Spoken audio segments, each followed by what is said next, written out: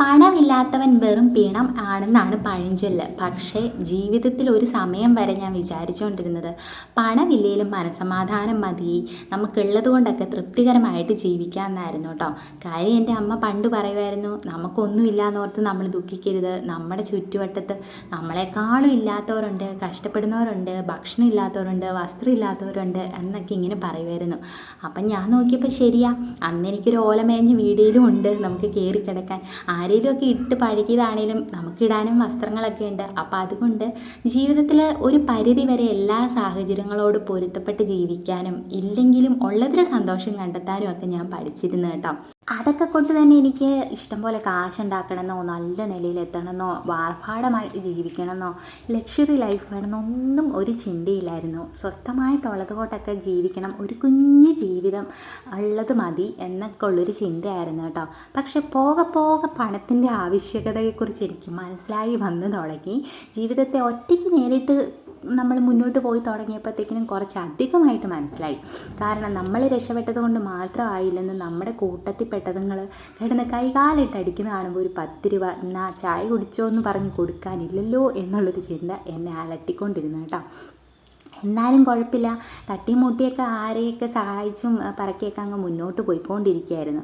അങ്ങനെ ഇരിക്കെ ഒരു ദിവസം ഞാൻ എൻ്റെ വീട്ടിലെ ഒരു ആവശ്യത്തിന് എൻ്റെ അമ്മയുടെ ഒരു സുഹൃത്തിനോട്, നമ്മുടെ ഒരു ബന്ധത്തിൽപ്പെട്ട ഒരാൾ കൂടിയാണ് കേട്ടോ, ആളോട് കുറച്ച് പൈസ ചോദിച്ചു.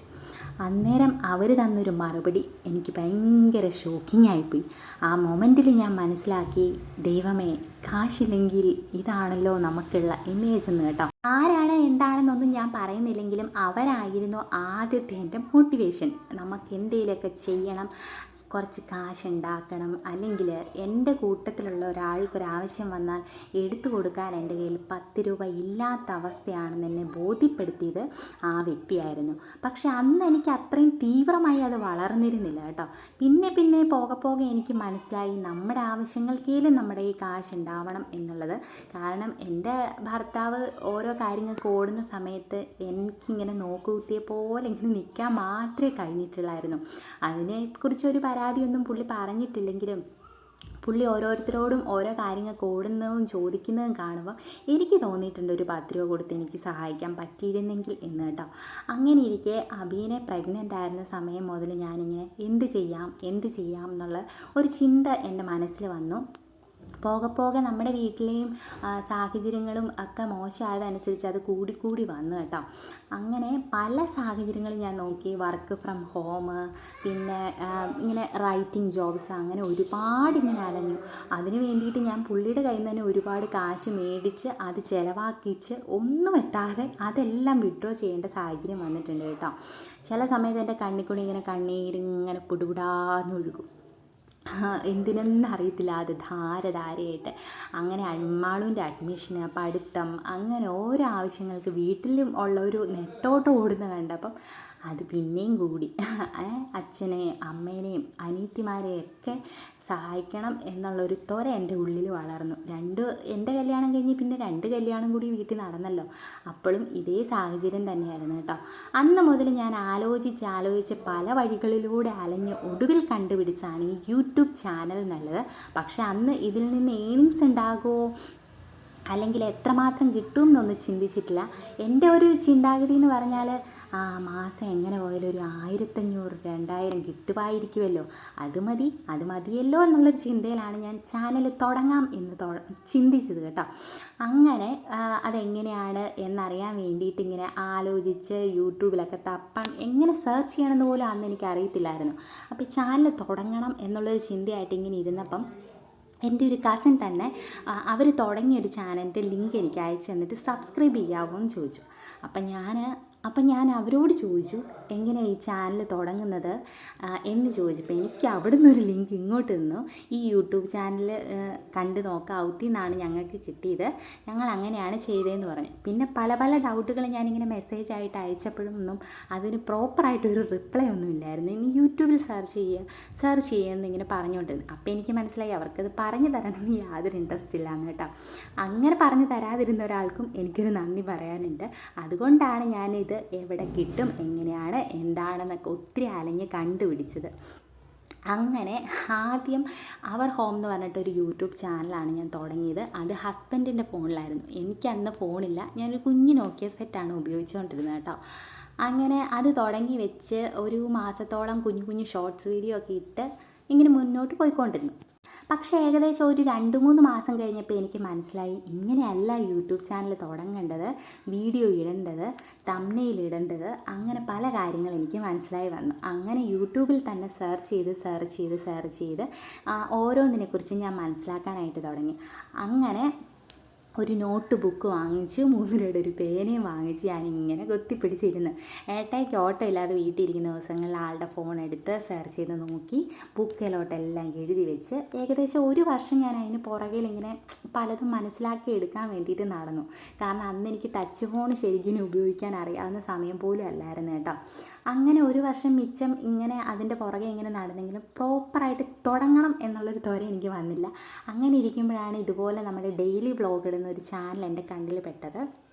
അപ്പോൾ അത് കണ്ടപ്പോൾ എനിക്ക് തോന്നി, അപ്പോൾ ഇതിനകത്ത് ഇങ്ങനെ കണ്ടൻറ്റ് കൊടുക്കാനായിട്ട് പറ്റുമല്ലോ, അപ്പോൾ ഇതുപോലെ നമ്മുടെ ഉള്ള സാഹചര്യം വെച്ചിട്ട് നമുക്ക് ചെയ്യാൻ പറ്റും എന്നൊരു ചിന്ത വന്നു കേട്ടോ. അതിന് മുന്നേ വരെ ഞാൻ വിചാരിച്ചുകൊണ്ടിരുന്ന നല്ല പൈസ മുടക്കി നല്ല വീഡിയോ ഇടണം, ട്രാവൽ വ്ളോഗ് ഇടണം, പിന്നെ ഫോട്ടോഷൂട്ട് അങ്ങനെയൊക്കെ ചെയ്താലാണ് നമ്മുടെ ചാനൽ വളരത്തുള്ളതെന്നായിരുന്നു ഞാൻ വിചാരിച്ചുകൊണ്ടിരുന്നത്. അപ്പോൾ ആ ചാനൽ കണ്ടപ്പോൾ എനിക്ക് മനസ്സിലായി, ഇങ്ങനെ വീഡിയോ ഇടാനും പറ്റും എന്ന് മനസ്സിലായി കേട്ടോ. അങ്ങനെ പിന്നെ ഞാൻ ആദ്യമായിട്ടൊരു വീഡിയോ ഇട്ടു. നമ്മുടെ ലാലേട്ടൻ്റെ പോസ്റ്റ് ടെക്കിൻ്റെ വീഡിയോ ആയിരുന്നെന്നാണ് എൻ്റെ ഒരു ഓർമ്മ. അങ്ങനെ ഇട്ടു. പിന്നെ മുന്നോട്ട് ഓരോ വീഡിയോസ് ഇട്ടു. പല എഡിറ്റിംഗ് മിസ്റ്റേക്കുകൾ വന്നു. അപ്പം നമ്മുടെ സബ്സ്ക്രൈബേഴ്സ് ആയിട്ടുള്ളവർ തന്നെ എനിക്ക് പറഞ്ഞു തന്നു, അതങ്ങനെയല്ല, സ്പീഡ് കുറച്ചിടണം, പിന്നെ കട്ട് ചെയ്യുമ്പോൾ ഇങ്ങനെ സൂക്ഷിക്കണം. അങ്ങനെ ഒത്തിരി പേരിങ്ങനെ പറഞ്ഞു തന്നിട്ടുണ്ട് കേട്ടോ. അങ്ങനെ പറഞ്ഞു തന്ന് പിന്നെ ഞാൻ ഇമ്പ്രൂവായി വോയിസ് ഓവർ ചെയ്ത് പഠിച്ചു. ആദ്യത്തെ എൻ്റെ ട്രൈപോഡ് ഞാൻ ഇപ്പോഴും ഓർക്കുന്നുണ്ട്. ഒരു സ്റ്റൂളായിരുന്നു. സ്റ്റൂളിൻ്റെ നടുക്കൊരു ഓട്ടയുണ്ടല്ലോ, അതിനകത്ത് ഞാനൊരു വിറകമ്പ് ഇറക്കി വെച്ചിട്ട് ഫോണകത്തെ കെട്ടി വെച്ച് അതിങ്ങനെ ചുമന്നുകൊണ്ട് നടന്ന് ഓരോ സ്ഥലത്തും ഈ സ്റ്റൂളും കമ്പും എല്ലാം ചുമന്നുകൊണ്ട് നടന്നായിരുന്നു ഞാൻ വീഡിയോ എടുത്തുകൊണ്ടിരുന്നത് കേട്ടോ. പിന്നെ അന്ന് കുഞ്ഞു പിള്ളേരായിരുന്നു, അബിയും കുഞ്ഞിന് തീരെ പൊടി പിള്ളേർ, വലിയ ഏജ് ഡിഫറൻസും ഇല്ല കേട്ടോ. അപ്പോൾ ഇവരെ വെച്ചുകൊണ്ട് ഇത് ചെയ്യുക എന്ന് പറഞ്ഞാൽ ഒരു ടാസ്ക്കാണ്. കാരണം നേഴ്സറി പോലും അബി പോകുന്നില്ലാത്തൊരു സമയമാണ്. അപ്പോഴത്തേക്കിനും ഞാനിങ്ങനെ അവരുറങ്ങുന്ന സമയത്ത് എഡിറ്റ് ചെയ്യും. രാത്രി 12 മണിക്കൊക്കെ ഇവരുറങ്ങുന്ന ആ സമയം ഇവരുറങ്ങുമ്പോഴത്തേക്കിനും ഞാൻ എഡിറ്റ് ചെയ്യാൻ പോകും. കുത്തിയിരുന്ന് എഡിറ്റ് ചെയ്യും. എന്നിട്ട് വെളുപ്പിനേക്കും അന്നേരം എഡിറ്റ് ചെയ്യും. അപ്പം സത്യം പറഞ്ഞാൽ പകുതി എൻ്റെ ജോലികൾ അവിടെ കിടക്കും, വീട്ടിലത്തെ കാര്യങ്ങൾ കേട്ടോ. അപ്പോൾ വീട്ടിലതൊരു പ്രശ്നമായിരുന്നു. ജോലി ചെയ്യുന്നില്ല, പിള്ളേരെ നോക്കുന്നില്ല, അങ്ങനെ ഇങ്ങനെ പല ചോദ്യങ്ങളും ഞാൻ നേരിട്ടിട്ടുണ്ട്. എപ്പോൾ നോക്കിയാലും ഫോണിൽ ഇങ്ങനെ നോക്കിയിരുന്നോളും, എന്നതാണെന്നറിയത്തില്ല, ഒരു കമ്പും ഫോണും ഒക്കെ ആയിട്ട് അതിലിയൊക്കെ നടക്കുന്ന കാണാം. ഇങ്ങനെ പല കാര്യങ്ങൾ. അങ്ങനെ ഓരോ വീഡിയോസൊക്കെ ഇട്ടു. അപ്പോഴും എനിക്ക് ഇത്ര ഏണിങ്സ് കിട്ടും എന്നുള്ളൊരു ചിന്ത എൻ്റെ മനസ്സിലോട്ട് വന്നിട്ടില്ല. അത് തന്നെയല്ല, ഇതിങ്ങനെ വലിയ ചാനലായിട്ട് വരുമെന്നോ ഒന്നുമില്ല. ആദ്യത്തെ 1000 സബും 4000 വാച്ചിങ് അവറും കംപ്ലീറ്റ് ചെയ്യണം എന്നുള്ളൊരു ഇത് മാത്രമേ ഉള്ളായിരുന്നു കേട്ടോ. അങ്ങനെ ഇരിക്കുകയാണ് അച്ഛൻ്റെ ഒരു വീഡിയോ ഷോർട്ട് ഇട്ടത്. 2.4K view വന്നതിനകത്ത്. അതെനിക്ക് ഭയങ്കര സന്തോഷമായിരുന്നു.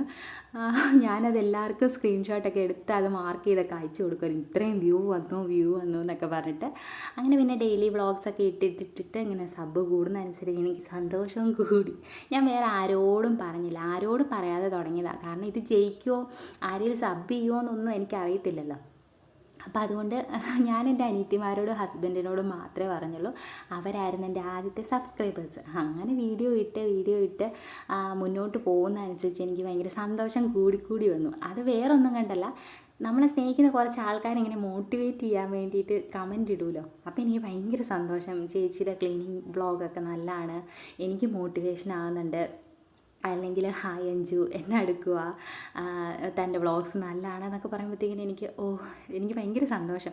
അപ്പോൾ ഞാൻ തല പുകച്ച് ആലോചിച്ചു. കാരണം നമുക്ക് ഓരോ ദിവസം കണ്ടൻറ് ഇടണമല്ലോ, അതിന് പറ്റിയ ഒന്നും ഇല്ല താനും. അപ്പോൾ ഡെയിലി വ്ളോഗ് ഇടുന്ന എപ്പോഴും ഒരേ പാറ്റേണിലായിരുന്നു ഇട്ടുകൊണ്ടിരുന്നത്. എന്നാലും ഇടയ്ക്ക് നമ്മുടെ ചീരത്തോരൻ, പിന്നെ അച്ചാർ, പിന്നെ ശതാവേരിയുടെ ജ്യൂസ്, സിറപ്പ് ഉണ്ടാക്കുന്ന, അങ്ങനെ ഒത്തിരി ആദ്യമൊക്കെ റൂം ക്ലീനിങ്, അങ്ങനെയൊക്കെ റൂം മേക്ക് ഓവർ, അതിനൊക്കെ വേണ്ടിയിട്ട് പേപ്പറൊക്കെ മേടിച്ച് ഫ്ലവേഴ്സൊക്കെ ഉണ്ടാക്കി ഞാൻ കുത്തിയിരുന്ന് ഉണ്ടാക്കി റൂം മേക്ക് ഓവറൊക്കെ ചെയ്തിട്ടുണ്ട്. അന്ന് ഇതിലും മോശം സാഹചര്യമായിരുന്നു, പഴയ വീടായിരുന്നു, അപ്പോൾ തേച്ചിട്ടൊന്നും ഇല്ലായിരുന്നു കേട്ടോ. അപ്പോൾ വീഡിയോയ്ക്ക് പോലും ക്ലാരിറ്റി ഇല്ലാതെ വളരെ കഷ്ടപ്പെട്ട് ഞാൻ വീഡിയോ ഇട്ടുകൊണ്ടിരുന്നു. അന്നും ഏണിങ്സിലേക്ക് എത്തും എന്നുള്ള പ്രതീക്ഷയിലല്ല, ഓരോരുത്തരിങ്ങനെ സബ് കൂടുന്നതനുസരിച്ച് എനിക്കെന്തോ കുറേ ബന്ധക്കാരുണ്ടായ ഒരു ഫീല് വളരാൻ തുടങ്ങി.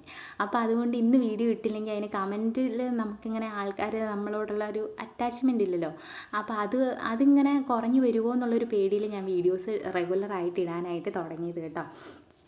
അങ്ങനെ ഇങ്ങനെ ഇട്ടിട്ട് ഏതോ ഒരു മൊമെൻറ്റിൽ ഞാനിങ്ങനെ ഫോൺ എടുത്ത് നോക്കിയപ്പോഴത്തേക്കിനും നമ്മുടെ വാച്ച് അവർ കംപ്ലീറ്റ് ആയിരിക്കുന്നു. അപ്പോൾ അയ്യോ, വാച്ച് അവർ കംപ്ലീറ്റ് ആയി, സബ് ഇനി 1 or 2 കൂടെ വന്നാൽ മതി, അതും കംപ്ലീറ്റ് ആവുമെന്ന് മനസ്സിലായിട്ടോ. അപ്പോൾ എനിക്ക് ഭയങ്കര സന്തോഷമായിരുന്നു. അങ്ങനെ അത് കംപ്ലീറ്റ് ആയി.